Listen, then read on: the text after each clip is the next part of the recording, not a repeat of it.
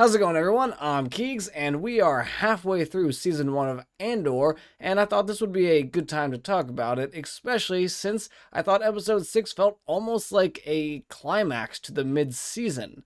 So if that's not a clue, though, we are going to be talking spoilers up through Episode 6 of Andor. First off, I feel like the production value of this show is basically all of the other Star Wars live-action shows just combined into one. I mean, this thing looks gorgeous, almost to the point that it kind of pisses me off how bad Kenobi looks in comparison. Don't get me wrong, I still really loved Kenobi, but I think it's hard to argue that Kenobi has a similar production value as Andor does, because this is just off the charts. The scale of the world building is so good, and you can just feel how big the planets are from the scenery, and also how overpowering the Empire is within the planets themselves.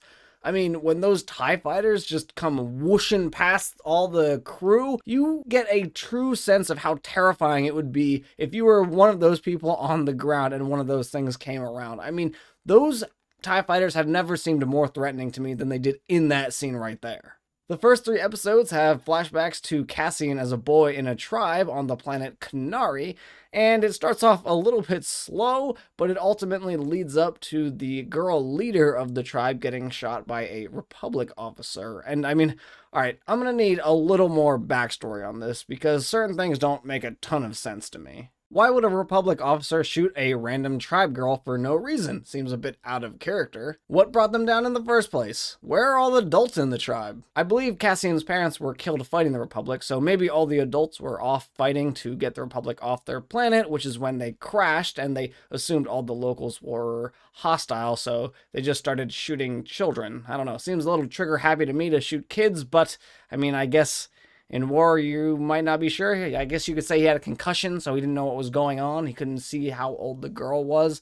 But either way, she died, and he was taken by his new adoptive mother, Maarva, who he grows up with for essentially the rest of his life until we meet him right now. The whole show kind of kicks off, though, when Cassian goes to Morlana One to look for his sister in what appears to be a brothel. He ends up leaving the brothel with not very much information, and 2 guys follow him out who happen to be guards, and they try to shake him down, and he ends up killing both of them, which obviously is going to put him on the run.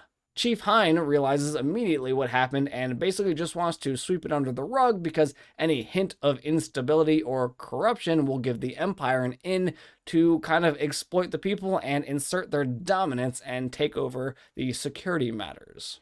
Of course, Syril Karn just wants to make a name for himself, so he decides to take it upon himself to gather a team and give one of the worst motivational speeches I think I've ever heard in my life, and then head to Ferrix in order to track down this Cassian that he has gotten a little bit of intel on and assumes that it's him. Of course, the team he gathers is very incompetent, and with a speech like that, how could you ever expect them to come out victorious? So he ends up getting most of his team killed there, and what happens is exactly what you might expect, and the Empire steps in and takes control of the system, and kind of fires him from his job, so now he's off sulking somewhere. Also, one of the dumbest moments I've ever witnessed in any Star Wars movie was when the boyfriend Timm decides to run head-on against like 3 armed guards, and they just like kind of nonchalantly put their blaster up and shoot him. Like, he looked at her and he was like, should I do this? Yeah, I'm gonna do it. Like, that was literally the worst suicide mission I've ever seen, or the best one, I guess, if that's what he was intentionally trying to do, because he just ran towards like a bunch of guys with blasters, and the girl was still chained up at the end. I mean, you literally did absolutely nothing. Your death didn't even help her by like knocking a key closer towards her or something. Cassian then ends up escaping with Luthen Rael, who is a collector of very rare artifacts. And after he escapes, Luthen offers him a job in a rebellion mission, which he ultimately accepts. And this is actually the first rebellion mission that probably puts a larger rebellion effort on the map of the Empire. Good thing Cassian was on that team too, because what a motley crew of people. I mean, it was a bit rough. I mean, I think all of them die except for Cassian and the leader, Vel, and I guess that one girl that was like the girlfriend of Vel, who is still on the Imperial base, though. I was completely thrown off about that one guy who wanted to take the money and run, too, because of two reasons, really. One, he had that story about his brother, so okay, sure, I guess he lied about that, but if that's what he was lying about, then how did he join the group in the first place? How did you become a part of this rebellion if it wasn't through those specific actions? Like, was he always planning on joining this random rebellion group and going on a suicide mission because he thought that they might eventually rob something of value and then he could leave after that? I don't understand why, when he was recruited, did they tell him, like, hey, we're going to go on a money heist. Do you want to come? And he was like, sure, that sounds great. And then in the back of his mind was like, I'm going to take this money in the back and just go. But like, I don't understand. That seems really weird. It seems like you would have had to join this group, and then they decided to come up with this plan, and he was like, okay, I'm in. But why did he join the group in the first place if his goal wasn't always about the money and leaving because he didn't care about the cause? It seems weird to join a rebellion group because they're like the most likely people to get killed. Why wouldn't you just join a random bounty hunter group or something if you just didn't care about the cause? I don't know. Anyway, that didn't make sense to me. I don't understand why he was in the group for the first place. But moving on, it leads to Cassian pulling out a blaster and killing that guy just to remind us that he's a little bit trigger happy and he lives in that morally gray area still. He buys a ship forcefully from that one guy and then says adios Vel and leaves her there because he is just there for the money after all. The kid dies on the table, which is pretty sad, leaving her basically all by herself, with the exception of her partner, who is back at the Imperial military base, so it's going to be hard to get her back. Speaking of pulling the trigger, though, I thought the hostage situation was getting a little bit out of control there at one point. There were like 10 hostages to a person at one point, and I thought they just kind of needed to start offing a few people here or there. I know they're the good guys, and they're supposed to gather sympathy of the people, and if they just start killing everybody, then that probably doesn't win them any points, but I was really just waiting for one of those hostages to wait for their captor to turn their back so that they could surprise attack them and overpower them. And that's how I thought everything was going to go to hell, because I really thought that at one point there started to be a lot more hostages than there were captors, and it seemed like they could, make some trouble for them if they got a little bit unruly, because there were just so many of them at one point.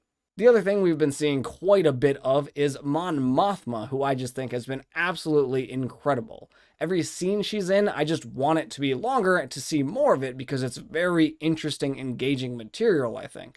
I mean, I would watch an entire spin-off series with her because I think she's that good, and she's also got a ton of lore that you can further expand on, which I think would be really interesting to see. It's interesting how they focus on her family in this too, where she clearly is not getting along with her husband, and that smells of divorce very strongly, and she's also not getting along with her daughter, who also doesn't really like her because she kind of puts work ahead of her family and neglects them a little bit.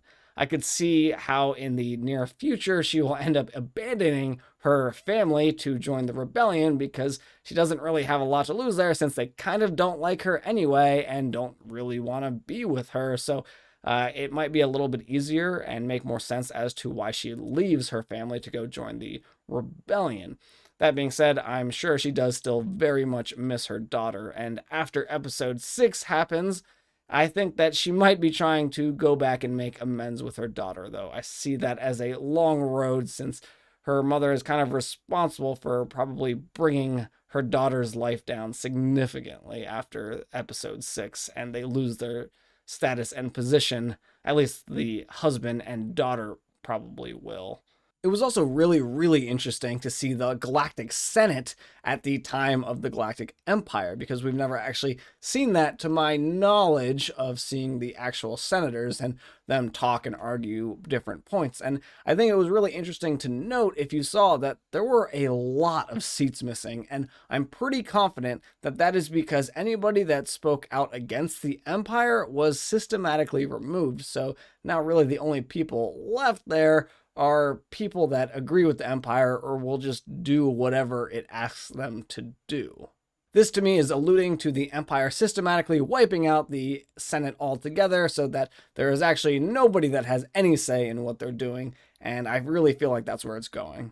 Also, I know it's kind of unlikely within the scope of this show, but Thrawn is around at this point in the Empire, so we could technically see a cameo of him. Like I said, it's probably unlikely, but they are on Coruscant, which Thrawn has been known to visit quite a few times, so it's definitely possible that he could be lurking in the background somewhere.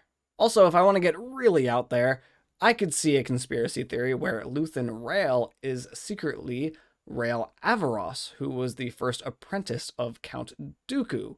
Now, I know in the book his description is slightly different, but hear me out. He's got a Kyber crystal, Jedi holocrons, possibly Sith holocrons as well, and he's probably one of the few Jedi crazy enough to live on Coruscant after Order 66. This show is a bit of a slow burn, but I think they do a fantastic job of world building and character building, which I am absolutely loving. I think Cassian is going to fall a bit further into the ideology of the rebellion, and he's going to slip further down that hole going forward. But let me know, what did you think about the first half of the season, and what are some conspiracy theories that you have? I'm Keegs, and I will catch you all next time for some more Star Wars content.